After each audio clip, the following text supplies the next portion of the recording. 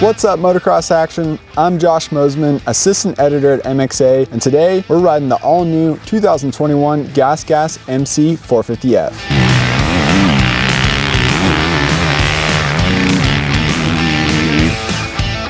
Over the last few months, we learned that the price point would be lower on the Gas Gas and that its platform would be based off the KTM with the aluminum subframe instead of the carbon composite Husqvarna subframe. We also learned that there are a few different parts that the Gas Gas is using to give it a different personality from the KTM. Luckily, I got to sit down with one of the Gas Gas engineers a few weeks ago, and we released a video on the MXA YouTube channel with all the information that I learned after drilling him with questions. So before we jump into the details, let's talk some quick history. When KTM bought Husqvarna back in 2013, they expanded their audience and started selling Huskies to people who previously never wanted a KTM because they either had a bad experience on one in the past or they just didn't like the orange color. Over the last few years, the KTM reputation has changed for the better, but there's still a large group of riders who aren't interested in KTM or Husky because of the price tag. The KTM is $800 more than the Kawasaki and Yamaha 450s, $600 more than the Honda 450, and $1,100 more than the Suzuki RMZ 450.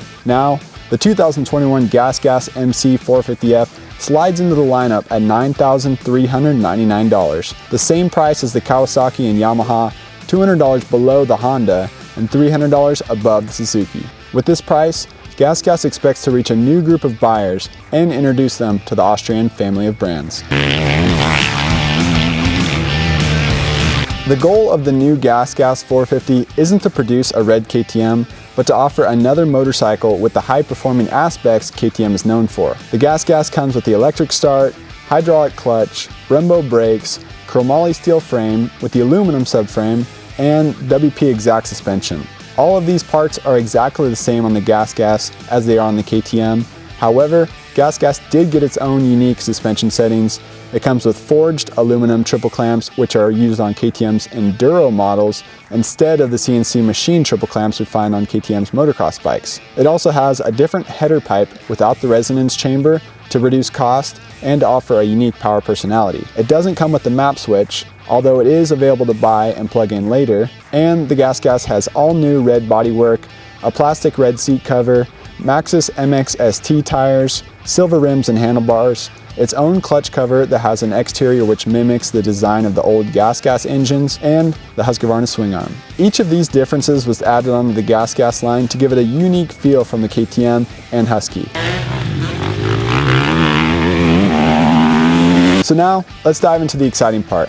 How did the Gas Gas feel on the track? Starting with the power, the Gas Gas 450 engine was strong across the board. We feel like we could ride it a gear higher and actually lug the third gear around the corners, which was nice. We didn't feel like it needed any more power, and that was a little bit surprising, being that it had the closed off airbox and the different header. The Gas Gas is more than fast enough, and we think that some riders might actually tone it down. Since it doesn't have a map switch, you'll have to adjust the power at the gearing, or by getting a map switch and using traction control to take the edge off the power in the slick stuff. So how was the sound? It definitely sounded louder without that resonance chamber on the header pipe. And the resonance chamber is kind of cool. Nowadays, KTM and Husqvarna have a unique resonance chamber which almost makes it look like a two-stroke pipe, and I like the look of it, but the Gas Gas has the old straight and old style of header pipe on the muffler. We did think it was louder, but it wasn't a night and day difference. It still sounds like a stock KTM out there. The 450 also has the ice cream cone shaped perf core restrictor in the muffler that we used to see on KTM's 450s before, but now KTM and Husqvarna don't have that perf core restrictor in the muffler, but the Gas Gas does.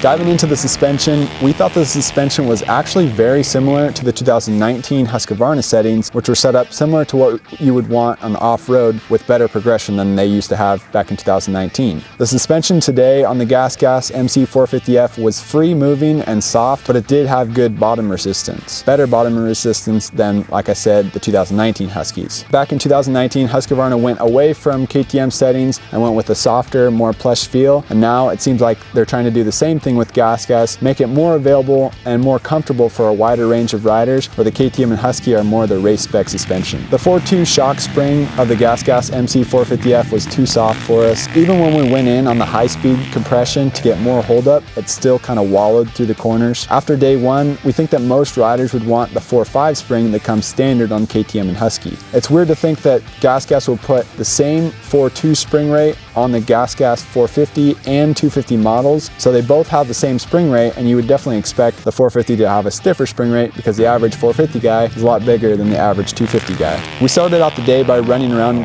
in circles with suspension, but after the first hour on the bike, we finally broke it in and we were able to go back to the stock base settings and work from there. Typically, when the manufacturers give us a new bike, they break it in for around 2 hours and then give us fresh plastics and tires so we can give our first ride impressions to our loyal MXA readers and viewers. But the Gas Gas 450 only had an hour on it before we started riding, and we could definitely feel it on the track. As for the shock settings, we went to the moon and back at the beginning of the day, but once the bike broke in, we ended up raising the rear end considerably by adjusting the high-speed compression to only half of a turn out to keep it from wallowing in the corners. Stock is a full 2 turns out on high-speed compression, so this is a significant difference. To work with the rear end, we pushed the forks down to help with knifing in the corners. They started out at the second line, and we felt like it was oversteering, so we pushed the forks down, which brought the front end up, and we brought it to the first line. This created a better steering radius and ruts, but it was kind of standing up sometimes as well, so we were getting positive feedback in some corners but negative feedback in others, but negative feedback in the corners where we weren't fully committed, so our end result was putting the forks in between line 1 and 2.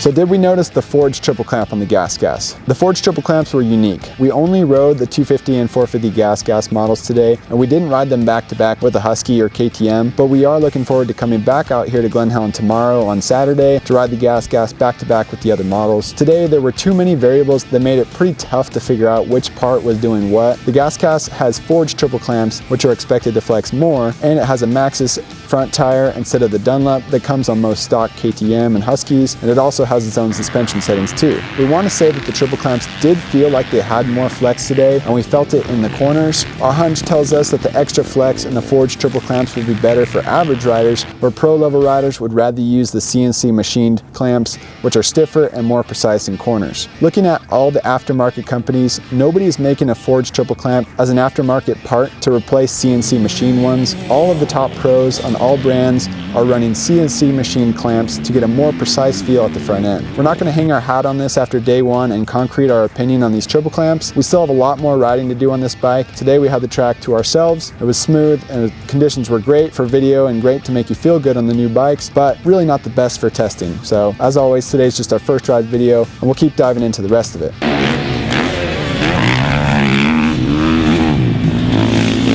We did like the tires. The Maxxis MX ST tires had great traction in the rear, but we did feel like the front wanted to flex a little bit and push coming into corners. However, the MX ST Maxxis tires are a huge improvement from what Maxxis was previously known for. They aren't hard plastic like they used to be. These are real race tires, and we're excited to test them back to back with the Dunlops. Another thing to note were the wheels. KTM spokes are known for coming loose at the rim lock, but they usually last longer than they did today. The Gas Gas 450 rear wheel had one spoke come loose at the beginning of the day, and then it did it again at the end of the day, almost falling out as I rode off the track. So how was the seat cover? Honestly, I wasn't expecting much with the seat cover. At first glance, I thought it would be super slippery and I'd be sliding off the back and getting more arm pump, but I actually liked it better than the KTM and Husky seat covers because I felt like it had a little more traction. Not a lot more, but I definitely liked it.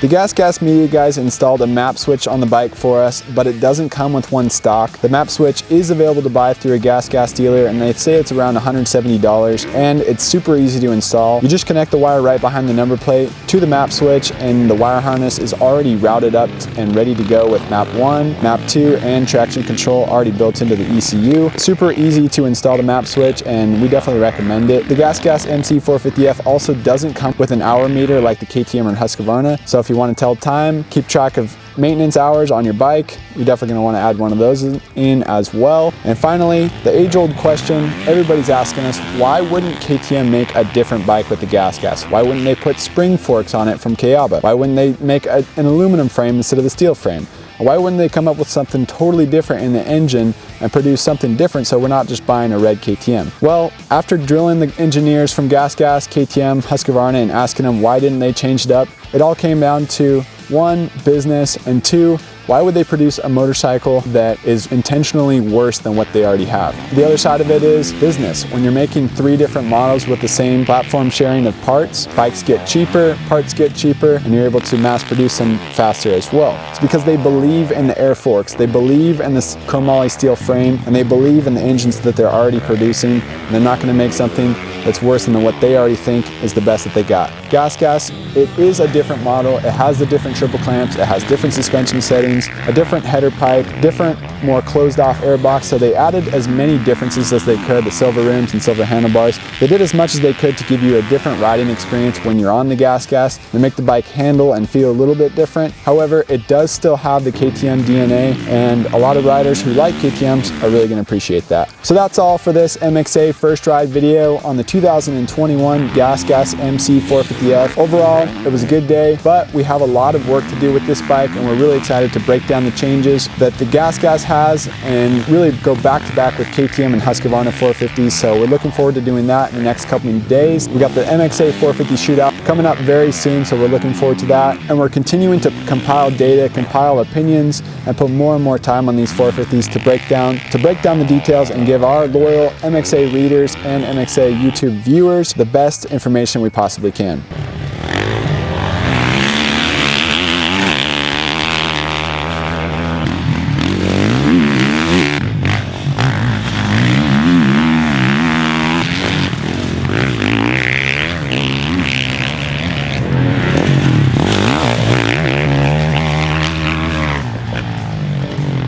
Make sure to check out motocrossactionmag.com for the latest news, reviews, bike tests, product tests, race results, and more. And before you go, click the subscribe button on our YouTube channel to stay up to date with our latest videos. And if you still have some more time right now, click the thumbnails here to check out our latest uploads.